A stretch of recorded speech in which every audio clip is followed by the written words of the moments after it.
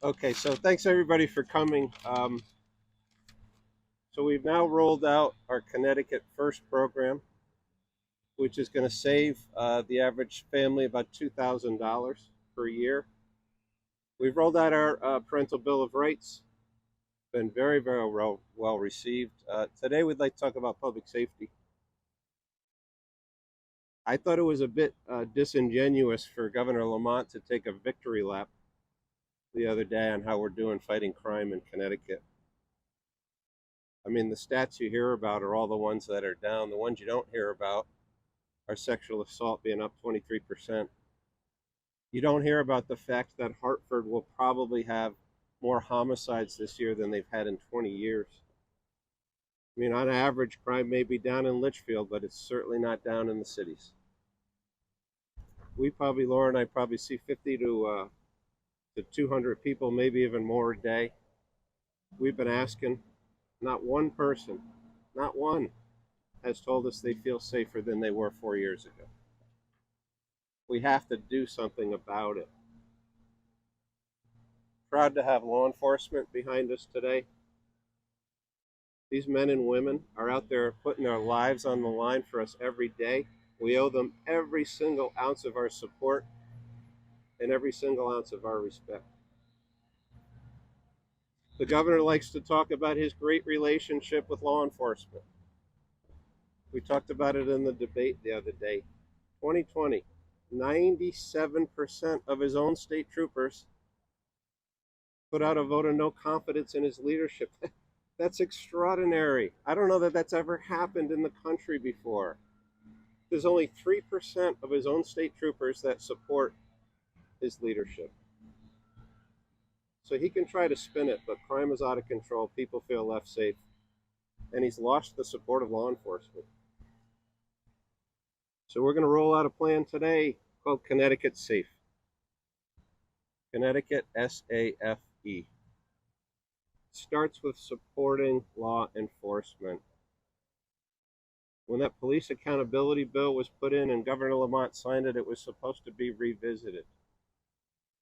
We're going to revisit it, all right. We're going to bring back qualified immunity and protect officers. We're going to look at the use of force standard. Very, very hard for a police officer, anybody in law enforcement, to make a split-second decision on what to do. Officers that are trying to do the right thing should not have their personal assets at risk. You can argue that the crime stats are down, but part of the reason the crime stats are down is we're not pursuing criminals as much as we used to. When your personal assets are on the line and you could lose your own house, are you going to be as aggressive getting into a high-speed chase? Of course you're not. That's the reason crime's down in certain categories. Number two is accountability.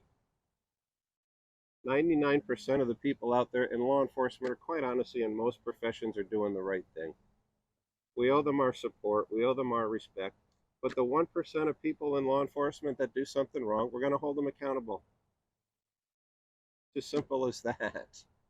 But you don't demonize a whole profession and start talking about defunding police when it's a vast minority of people that are doing wrong things.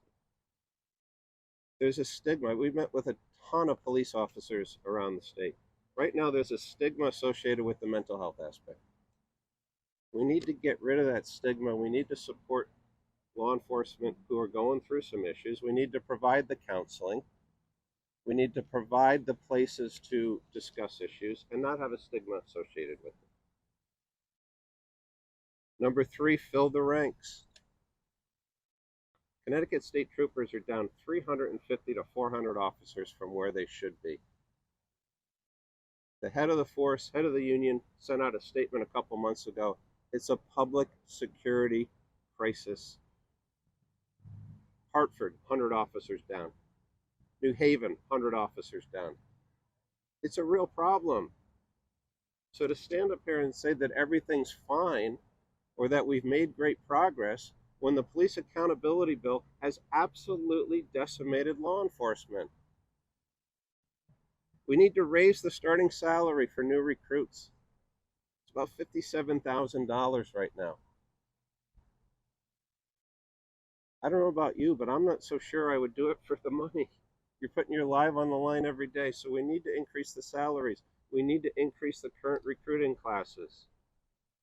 But you know what these officers want more than anything else? They want respect. They want our support. And as governor, I'm going to show them every ounce of respect they deserve. And then finally, we need to enforce our laws. It's the other reason crime is down. We had 50 corrections officers on our back patio during the summer. Maybe even been 55.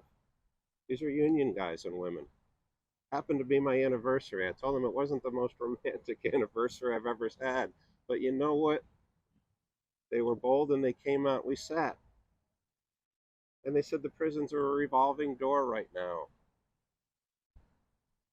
They're understaffed. We're increasing the time out of cells, which is fine. I encourage that. But you can't do it when these officers, corrections officers, are half the staffing they should be. They're working 20-hour shifts.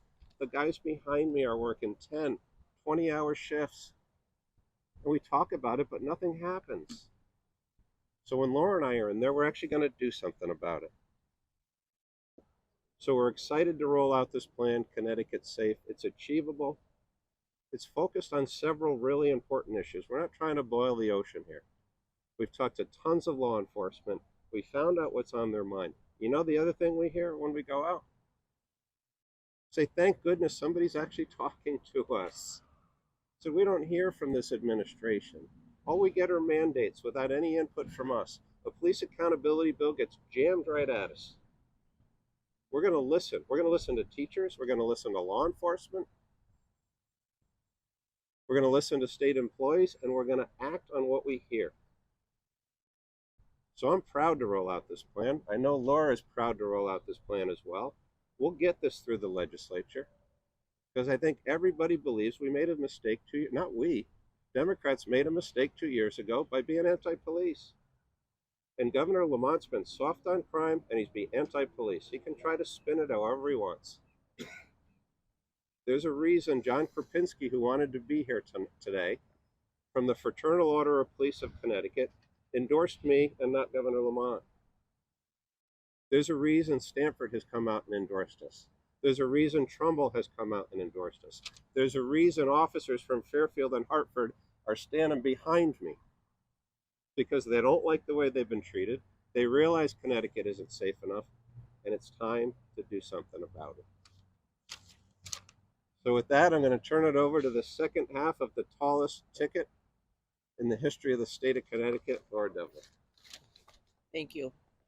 Thank you all for being here. And, you know, when the police accountability bill was rushed through in the middle of a summer and brought for a vote in the wee hours of the morning, I was proud to vote no on that bill. And what we said in the long hours of debate is that the impact of that legislation would decimate police forces and would result in increased crime rates.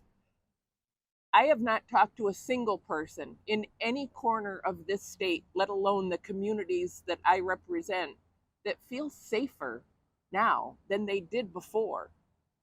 And I'm really proud to stand with Bob to introduce the CT Safe program to you today.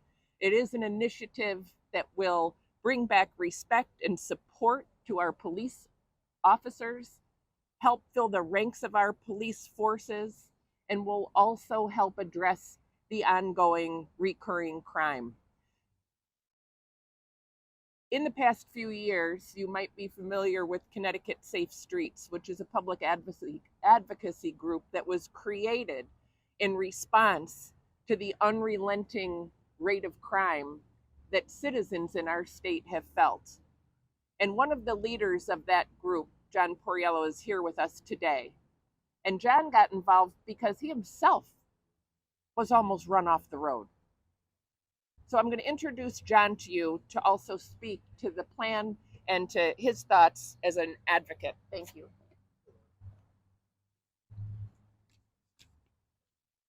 So on Monday, the 2021 crime statistics were released, and Governor Lamont has declared that they reflect that crime is down in Connecticut. The governor was very happy with the numbers. These statistics tell less than half of the story. Crime is not down in Connecticut. Connecticut is not a safer place than it was prior to the enactment of the police accountability law. The police accountability law has handcuffed police in their ability to do proactive policing. Proactive policing solves and prevents crime. The police accountability law has resulted in less arrests, which the governor believes equals less crime. The reality is that Connecticut's residents feel less safe today than they did 2 and 4 years ago. Residents have become resigned by crime and have underreported criminal acts because why bother? The criminals, even if they're caught, are going to be set free. That's the attitude that some residents have. Criminals are smart, and they've become emboldened. They no longer fear the police or being caught. They know our system will set them free. In addition to crime being on the rise in Connecticut, the percent of crimes solved has dropped dramatically. In technical terms, that's called the clearance rate. This is the most concerning part about the crime statistics that were released on Monday. And during the press conference on Monday, the governor nor the commissioner even mentioned that the amount of crime solved has dropped. I encourage you to look at the report and look at the clearance rates. And in the past 2 years, since the police accountability law took effect, the percent of crimes solved has dropped by 30%. Let me repeat that. In the past 2 years, since the police accountability law took effect, the percent of crimes solved has dropped by 30%.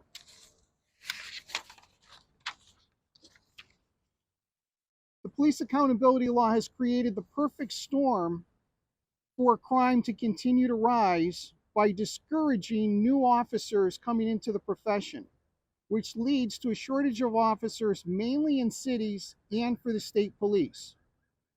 This creates mandatory overtime, overworked and overwhelmed officers who are exhausted. It's only a matter of time that one of these exhausted officers has an accident that could have been prevented. The police accountability law created this perfect storm, and it needs to be repealed. Who is advocating for crime victims? Who is advocating for holding repeat offenders accountable? It's not Ned Lamont or the Democrats. It's time for a change. The residents of Connecticut can no longer tolerate a party that puts public safety, that ignores public safety and treats criminals as a protected class of citizens.